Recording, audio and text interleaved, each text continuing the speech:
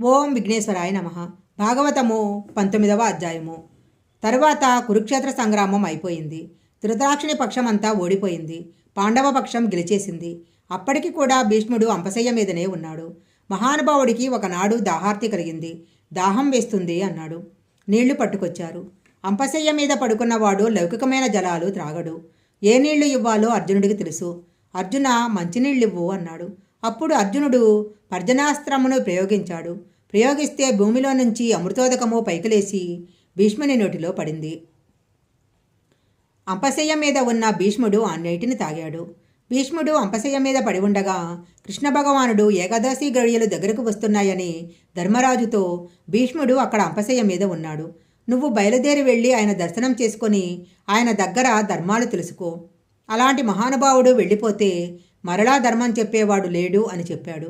అయితే భీష్ముడు చెప్పిన ధర్మాలు భారతంలో చెప్పారు తప్ప భాగవతంలో చెప్పలేదు. ధర్మరాజాదులు భీష్ముని దగ్గరకు వెళ్ళి ఆయనకు నమస్కరించి ఆయన దగ్గర అన్నీ విన్నారు. భాగవతంలో మాత్రము వ్యాసుడు ఎక్కడ నుంచి మాట్లాడతాడంటే, ఉత్తర గర్భం మీదికి అశ్వత్థామ బ్రహ్మాస్త్రాన్ని ప్రయోగిస్తే ఉత్తర గర్భాన్ని కృష్ణుడు రక్షించాడు అనే మాటను భీష్ముడు విన్నాడు. ఉపపాండవులు అశ్వత్థామ చేత సంహరించబడ్డారు అనే మాట విన్నాడు. విని భీష్ముడు కాలమును ముందు స్తుతి చేస్తాడు. 10 నెలలు పూర్తయిన పిమ్మట ఉత్తర గర్భము నుంచి పరీక్ష మహారాజు ఉదయించాడు. అసలు యథార్థానికి అశ్వత్థామ ఆ బ్రహ్మాస్త్రాన్ని ప్రయోగించినప్పుడే పాండవ సంతతి అంతరించిపోయింది. ఆ వంశము అక్కడితో ఆగిపోయింది. ఎందుకంటే బ్రహ్మాస్త్రానికి ఉండే గౌరవం అలాంటిది.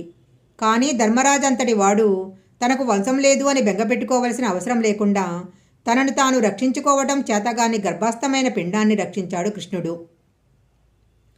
కృష్ణ భగవానుని అనుగ్రహం చేత బ్రతికించబడి బయటికి వచ్చిన పిల్లవాడు కాబట్టి అతనికి విష్ణురాతుడు అని పేరు పెట్టారు.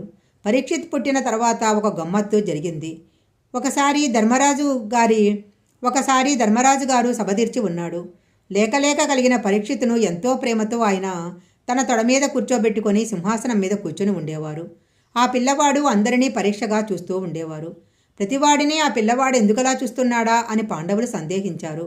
అలా ఎందుకు చూశాడంటే, మా అమ్మ కడుపులో బ్రహ్మాస్త్రం అనే అస్త్రం వచ్చి అగ్నిహోత్రమును వెదజల్లుతుంటే ఆ రోజున నేను కాలిపోబోతూ స్తోత్రం చేసినప్పుడు ఎవరో ఒక అంగుష్ట మాత్రమైన మూర్తి శంకుచక్ర గదాపద్మాలతో వచ్చి నన్ను రక్షించాడు.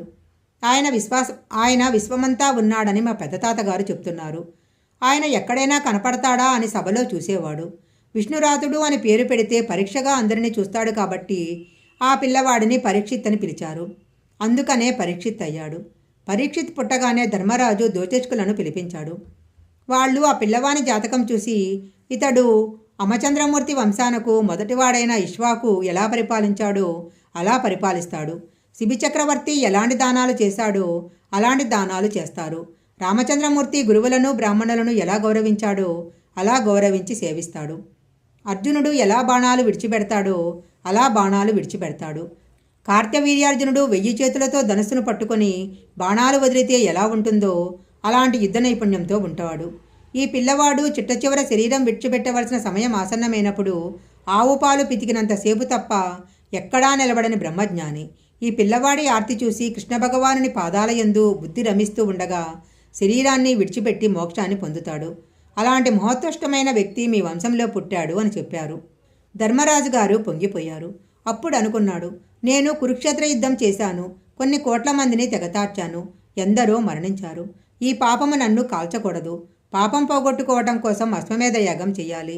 అశ్వమేధ యాగానికి కావలసిన సంభారాలు బంగారము ఎక్కడి నుంచి వస్తాయి అని భీమార్జునులను పిలిచి అడిగాడు.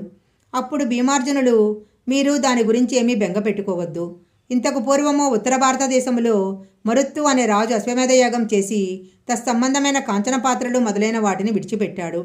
వాటిని తెచ్చుకోవటానికి రాజుకు పరిపాలనాధికారం ఉన్నది కాబట్టి ఆ ప్రాంతం మన పరిపాలిత ప్రాంత పరిధిలోకి వస్తుంది. కనుక ఆ సంపదను సంభారాలను మేము తీసుకొస్తాము. నువ్వు అశ్వమేధ యాగం చేయాల్సింది అన్నారు. ధర్మరాజు గారు 3 అశ్వమేధ యాగాలు చేశారు. ఆ యాగాలకు కృష్ణ పరమాత్మను ఆహ్వానించారు. ఆయనను సమున్నతంగా సత్కరించారు. శ్రీకృష్ణుడు కూడా ఎంతో సంతోషించాడు.